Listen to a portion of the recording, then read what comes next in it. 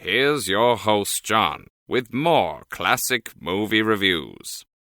Welcome to today's show. My name is John.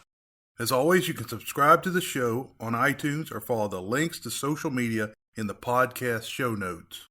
You can also go to snarkymoviereviews.com to read notes, bios, and other random movie thoughts. Remember, this show is completely free and independent.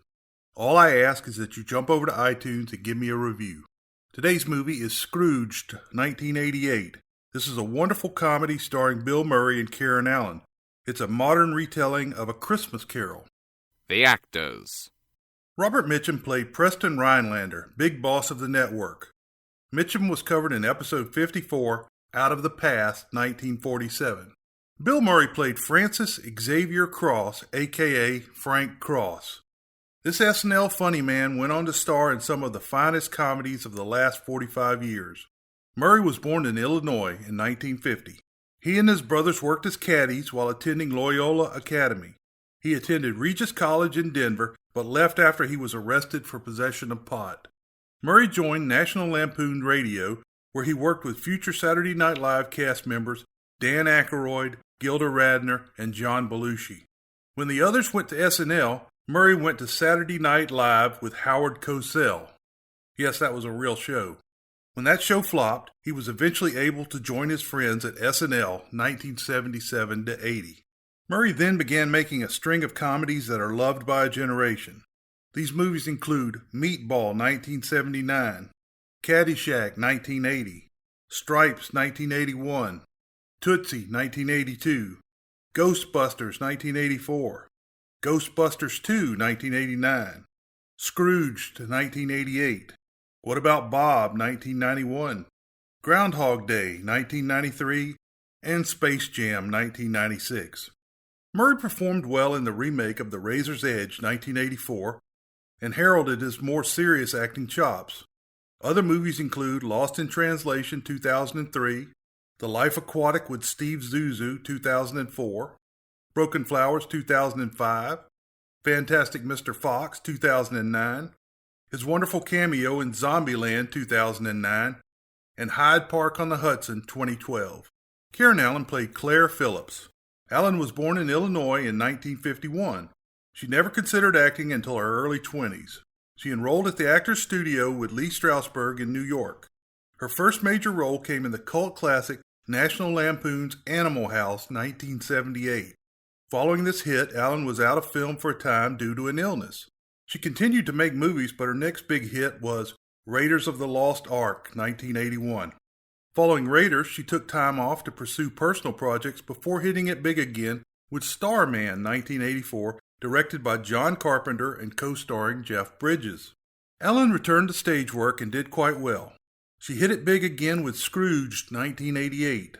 Allen worked in television and continued to make movies. She played the mom in the beloved The Sandlot, 1993, starred in The Perfect Storm, 2000, and reprised her role as Marion Ravenwood in the utterly horrible Indiana Jones and the Kingdom of the Crystal Skull, 2008. Allen continues to work in television and movies. John Forsythe played Lou Hayward, the deceased boss of Frank Cross.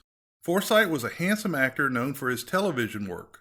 Major shows include Bachelor Father, 1957 to 62, Dynasty, 1981 to 89, and Charlie on Charlie's Angels, 1976 to 81. John Forsythe died at the age of 92 in 2010. Bobcat Goldthwait played hapless employee Elliot Loudermilk. Bobcat was born in 1962. He is a comedian known for his high-pitched voice. His first film was Police Academy 2, Their First Assignment, 1985. He is better known for voice work in movies like Hercules, 1998, and Buzz Lightyear of Star Command, 2000. Most recently, he has been directing The Jimmy Kimmel Show on ABC. David Johansen played the role of the Ghost of Christmas Past. Born in New York City, I'm walking here! Johansen joined the cross-dressing New York Dolls band. He had a more mainstream singing career as the David Johansen Group and as Buster Poindexter. He was in a couple of movies like Let It Ride, 1989, and Scrooge, 1988 during this time period. He He was also on Saturday Night Live for the 1975 season. Carol Kane played the psychotic ghost of Christmas Present. Kane was born in 1952 in Ohio. She was educated mostly in boarding schools, and in 1966 she did her first theater work. Her first film was Carnal Knowledge, 1971. Later films include Dog Day Afternoon, 1975, Hester Street, 1975, Annie Hall, 1977, and When a Stranger Calls, 1979. She played the wife of Latka Gravas, Andy Kaufman, on Taxi, 1981-83. Other films include Pandemonium, 1982, Racing with the Moon, 1984, Transylvania 6-5000, 1985, Jumpin' Jack Flash, 1986, Ishtar, 1987, either the best or worst movie depending on who you ask, The Princess Bride, 1987, where she was amazing, Scrooged, 1988, The Lemon Sisters, 1989, and Addams Family Values, 1993. Most recently, she has been on Broadway in the role of Madame Morrible in the musical Wicked. Alfre Woodard played Grace Cooley, Frank's secretary and mother of Tiny Tim. Alfre was born in Oklahoma in 1952. After college in Boston, she spent some time on Broadway before heading to Los Angeles.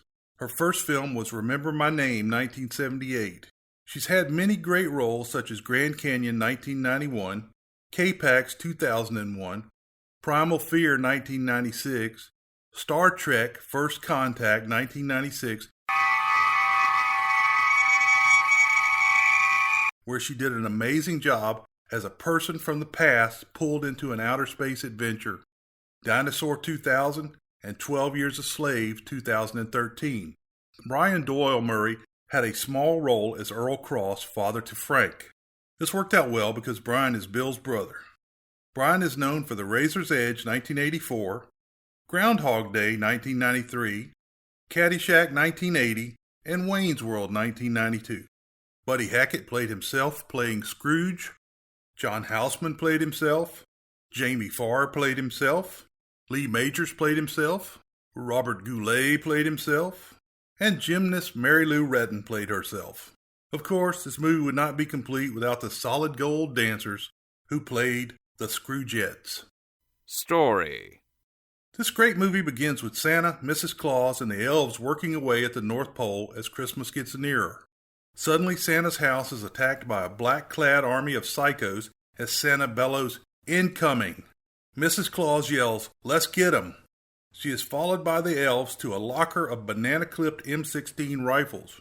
Remember in Santa Claus Conquers the Martians, 1964, where the elves take down the bad guy with baseball bats?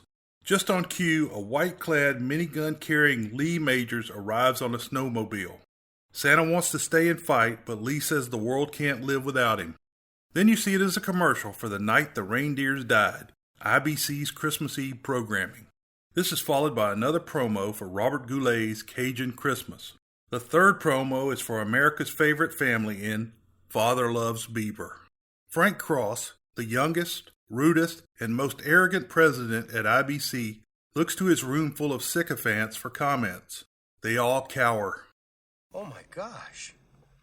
Does that suck? We have spent $40 million on a live TV show. You guys have got an ad with America's favorite old fart reading a book in front of a fireplace. Excuse me, sir. I don't want to be out of line here, but, well, we've been running that spot now for over a month, and, well, it's getting a hell of a response. He then asked to see the Scrooge/Christmas Carol promo for Christmas Eve. That's right. He scheduled a live worldwide broadcast for Christmas Eve, just like that Bing Crosby did in White Christmas 1954. The promo features John Houseman reading by the fire, Buddy Hackett playing Scrooge, Jamie Farr, the solid gold dancer, and former Olympian Mary Lou Retton as Tiny Tim. Cross flies into a rage. Only Elliot Loudermilk, Bobcat Goldthwait, dares to speak for the promo. Cross has his assistant Grace, Alfre Woodard, cue up his promo. It has atomic bombs and acid rain. He orders it run every hour.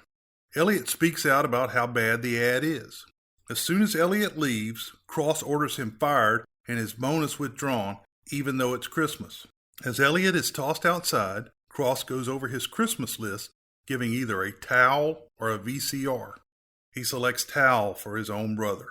He tells Grace she will get a towel instead of a bonus this year as well. Cross finds out that Preston Rhinelander, Robert Mitchum, the IBC big boss, is coming down.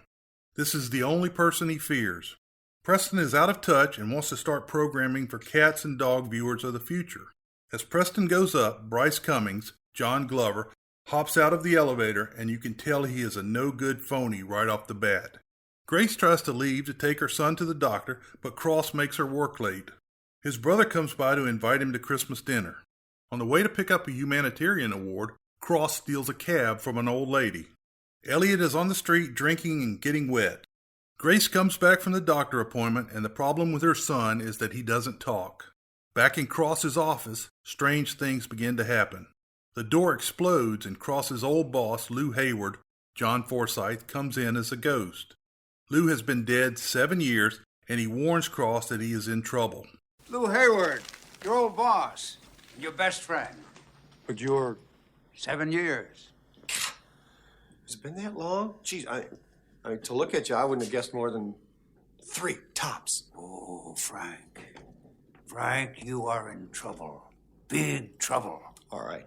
Let's just say, for argument's sake, that you're right, that I am in big trouble. What exactly would that mean? Look at me. Look at your future. Now, if you don't change your ways, you're going to wind up doomed, just as I am.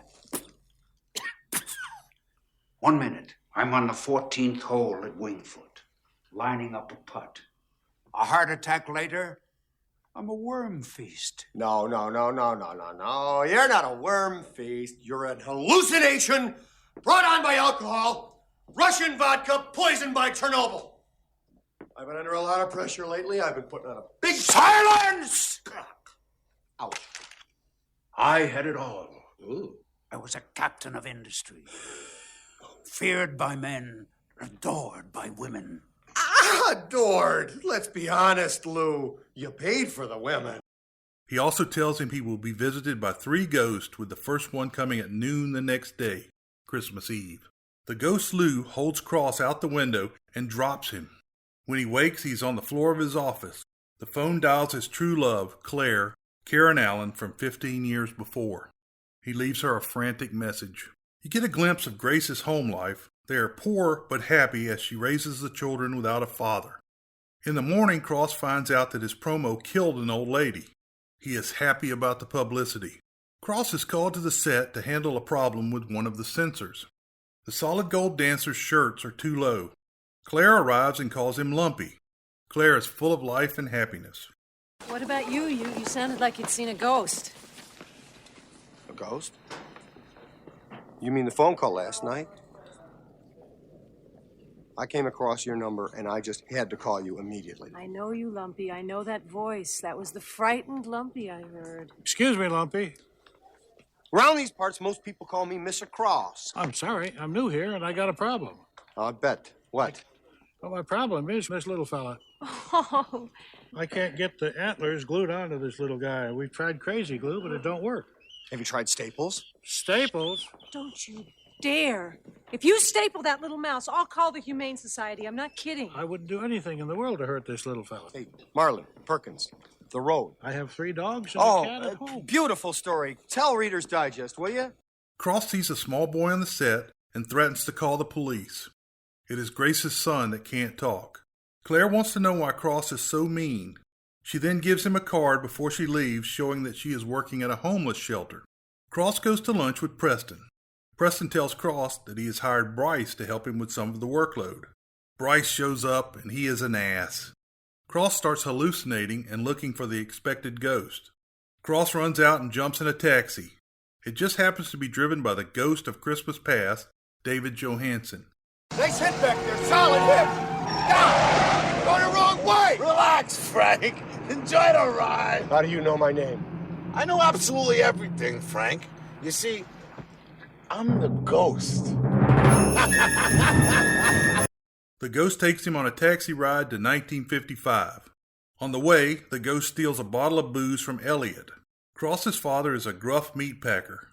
Frank wastes the early part of his life watching television. Check the records, chump. I did some stuff. I was a baseball player. One year I hit the home run that won the big game. That was the kid on the courtship of Eddie's father. There was another time, though, that I was running down a hillside that was covered with flowers, and there was a beautiful girl, like 15, with pigtails, and she was waiting for me, and her parents didn't know she'd snuck out of the house. Pathetic. That was the Little House on the Prairie. Was it the homecoming episode, of Little Yes, House? it was the homecoming episode of Little House. Let's face it, Frank. Garden slugs got more out of life than you did. The ghost takes Cross to 1968 through 71. He and Claire meet, fall in love, and are living together. But Cross is obsessed with getting ahead. It all comes to a head when his boss Lou takes him out drinking and he skips a Christmas party with their friends. Cross goes back and continues to work on the live show and has another freak out. Elliot gives blood for money and passes out in the garbage where he is robbed of his coat. Cross goes to the homeless shelter to apologize to Claire. However, just like that mean old Ike Turner, the mean old Frank Cross comes out. Okay, we'll deal with this. I want to take you someplace right now and eat Chinese food. Claire, we got some huge problem this time. There ain't a fuse in the whole joint. Oh, no, there are fuses. I'll show you where they are in just a second, Hazel. The A&P didn't send any turkeys. No. Oh, no. They were supposed to be here hours ago. Not one. Okay, well, I'll call him in just a second. No, Can no. you wait? Could you wait for me? Well, they can handle this. This isn't a big deal. I mean, it's just some fuses. You go down to the hardware store and you buy fuses. Well, what about the turkeys? And the turkeys are at the A&P? Look it up in the phone book. No, It's under A. No, and if you can't find it there, it's under P. I have to call them myself. I'll call them You in don't just have a to second. call them. These are big girls, very big girls, and they can do it. He tells Claire she is wasting her life taking care of the unfortunate. Cross goes back to the set and Bryce is running everything. When he is alone, the ghost of Christmas present, Carol Kane, arrives. She is a slap-happy ballerina and is performing the Ball Breaker Suite.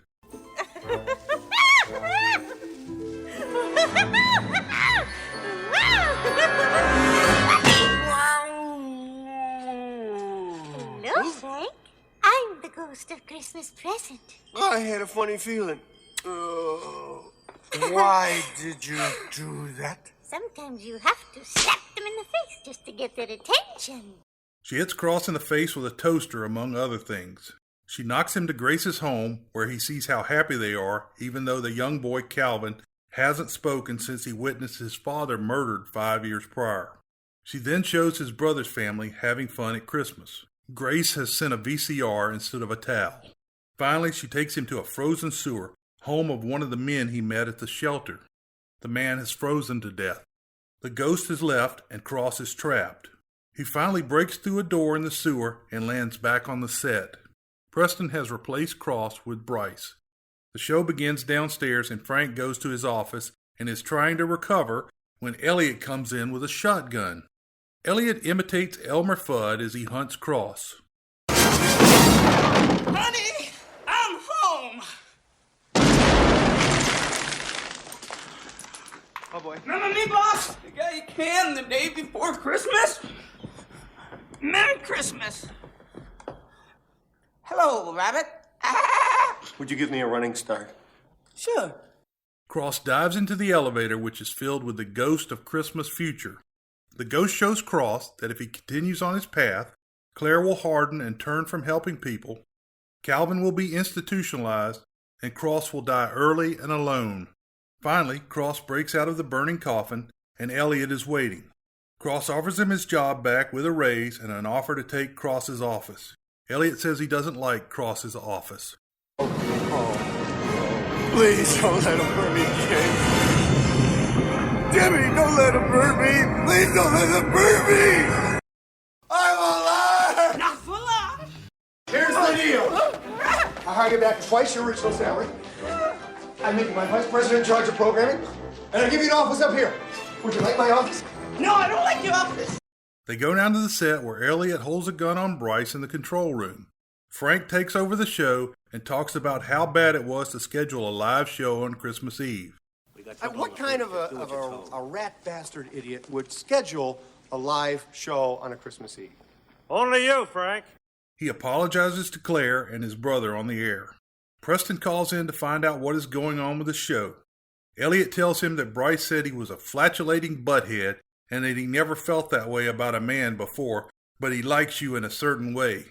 Preston kicks his cat. Hello, control room, how can I help you? This is Rhinelander. I want to talk to the idiot who put that moron on the air. Oh, Bryce Cummings is the idiot, sir, but he can't talk to you right now because, he's tied up. Uh-huh.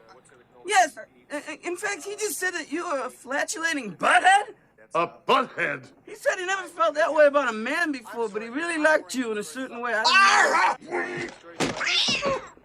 The Ghost of Christmas Present delivers Claire to the set. Cross takes Claire over to the set and introduces her to the world. Cross gets the crew singing and Calvin utters the line, "God bless us, everyone." They all start singing, "Put a Little Love in Your Heart." The dead man from the shelter and the ghost sing along. At the end, Preston is happy and Cross will get to keep his job. Here's the world-famous short summary. Man struggles with the holidays. If you enjoyed this week's show, please tell your friends.